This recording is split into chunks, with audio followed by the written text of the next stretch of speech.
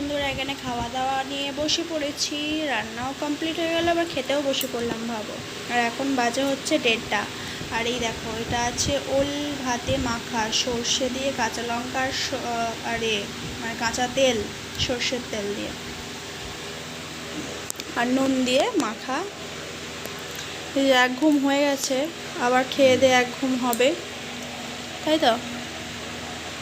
এখানে ভাত, এই যে ওকেও দিয়ে দিচ্ছি এখানে ওল ভাতে মাখা। আর এখানে আছে কুমড়ো শাক কাটা হলো, সেই কুমড়ো শাক আলু দিয়ে বড়ি দিয়ে একটা চচ্চড়ি। তো আজকের এটাই, আর কিছু হয়নি। আজকে নিরামিষ তো এই কটাই খাওয়া হয়েছে, কারণ তরকারি দিয়ে অর্ধেক ভাত খাওয়া হয়ে যাবে, ডালটা খাবে না, তাই জন্য ডালটা করিনি। তো খেয়ে বলো কেমন খেতে হয়েছে মাখাটা। আমি খাবো।